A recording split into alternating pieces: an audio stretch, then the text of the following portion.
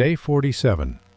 I want to start there, not at the beginning, not with context or a map of what went wrong. Day 47.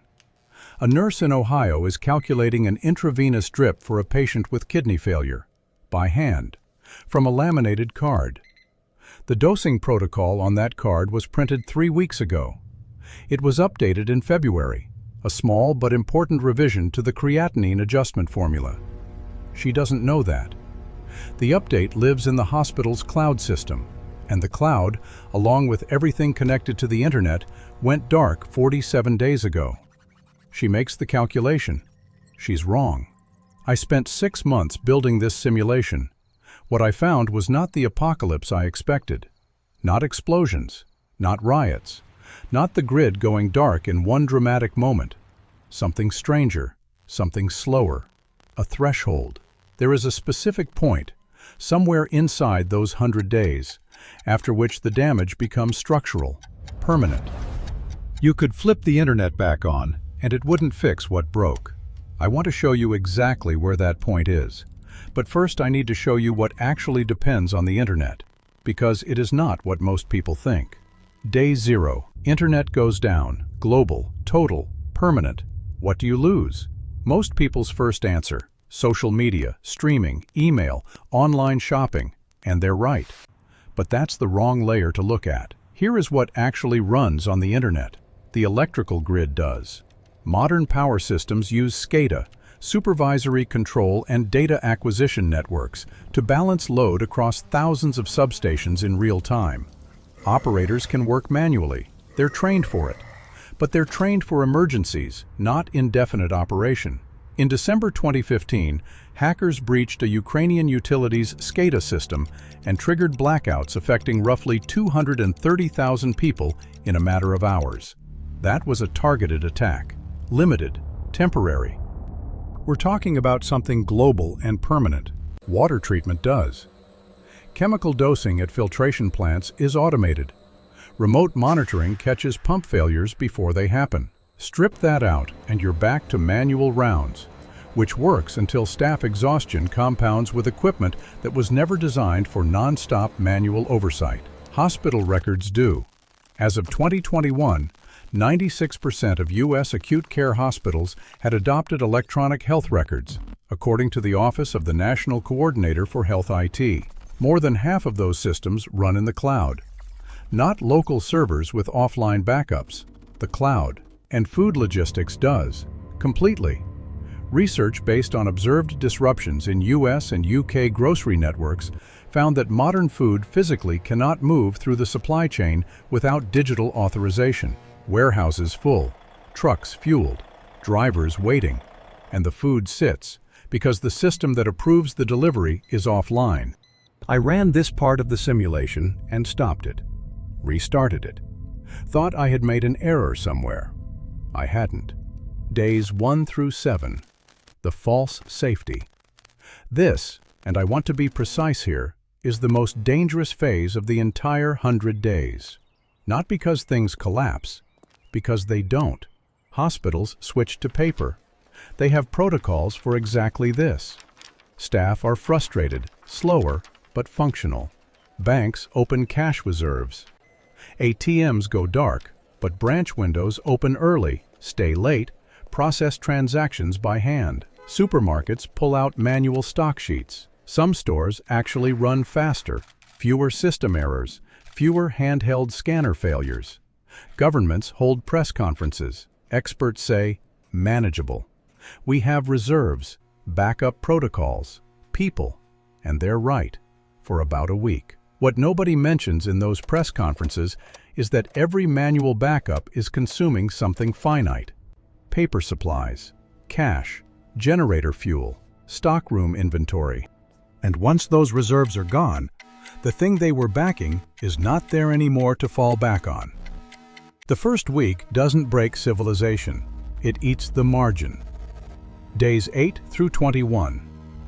The industry figure, the one supermarkets don't advertise, is that the average grocery store carries roughly 3 days of food on its shelves. 3 days. Not 3 weeks. 3 days. In normal times, the supply chain replenishes faster than shelves empty, so the number doesn't matter. By day 8 of the simulation, the number mattered a great deal. Fuel distribution starts failing first. Not because fuel doesn't exist. It does, in refineries, in tankers, in storage depots across the country. It fails because fuel delivery routing is GPS optimized and real-time managed. Drivers know roughly where to go. But roughly isn't the same as precisely, and when you're distributing to 10,000 locations across a region, rough doesn't work. Cold chains break next. Refrigerated trucks without routing software take longer routes. A truck that was scheduled to deliver insulin to 14 hospitals in 8 hours now takes 11. Insulin is stable at room temperature for about 28 days if the vial is unopened. Once opened, it degrades faster. When the simulation modeled diabetic patients losing reliable insulin access at scale, the numbers were, I'll be direct, they were hard to look at. Medical supply in general runs on just-in-time delivery. Hospitals don't keep months of surgical supplies in storage rooms. They order what they need, it arrives when they need it. By day 15, surgical supply chains in major cities were running on what they had on hand. Nothing more arriving. And then there are the nearly 555,000 Americans on dialysis. Dialysis patients need treatment 3 times a week. They need functioning machines, clean water, specific chemical solutions, and trained technicians. Take away reliable logistics for the chemical supplies. Take away the ability to coordinate patient transport in a city where traffic management is offline, and you have an emerging crisis that no one is announcing at a press conference, because every individual piece of it is still, just barely, functioning. By day 21, I had stopped thinking of this as a communications outage. I started thinking of it as slow pressure on a closed system. Days 22 through 47. Here is where I need to slow down and explain something about cascades. When people imagine infrastructure failure, they imagine one big thing breaking. The grid goes down, a dam bursts, a bridge collapses. One event, one result, one clear before and after. That is not how it works in the model. What the simulation shows, and this is consistent with what infrastructure researchers have been publishing for years, is that systems fail because other systems fail. The power grid becomes unstable not because it directly needs the internet, but because the operators managing it are now working 12-hour shifts without digital monitoring tools, and the decision time for load balancing has stretched from seconds to minutes. The water treatment plant in a mid-sized city starts discharging underchlorinated water not because anything dramatic happened, but because the day shift supervisor called in sick and the backup didn't know how to run the manual calibration on the chemical injectors. Small failures, multiplied, accumulated. Around day 30 in the simulation, the cascade began. Not all at once, not in every city at the same time. But by day 30, more systems were failing than were being stabilized. And here is something I did not predict. The healthcare system, which had been operating in crisis mode since day 15, started cannibalizing itself. Hospitals with more resources began pulling supplies from hospitals with fewer. This is standard emergency management practice. But standard emergency management was designed for localized disasters with a defined endpoint. Day 30 had no endpoint, and the hospitals being drained were the ones serving rural areas and lower-income urban populations. By day 40, the simulation had split into 2 parallel tracks. In wealthy urban centers with larger reserves and more redundant infrastructure, things were difficult but still recognizable. Everywhere else, which is most of the country, most of the population, something harder to name had taken hold. Not collapse, not stability, something in between, and no good word for it.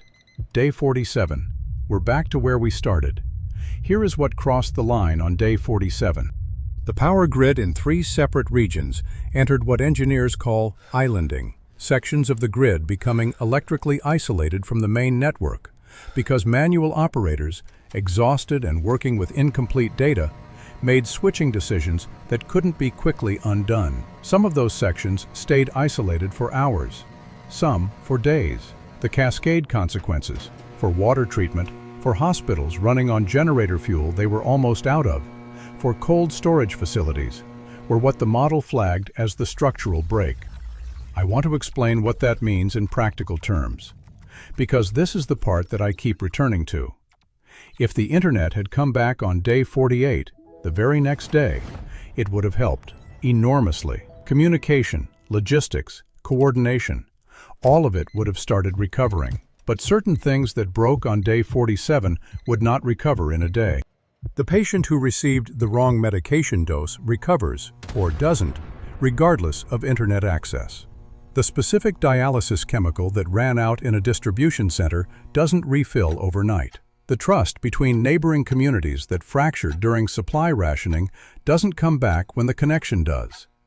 According to models of supply chain recovery, and the disruptions of 2020 gave us real data to calibrate against, a major logistics system disrupted at this scale takes 18 to 24 months to return to baseline function.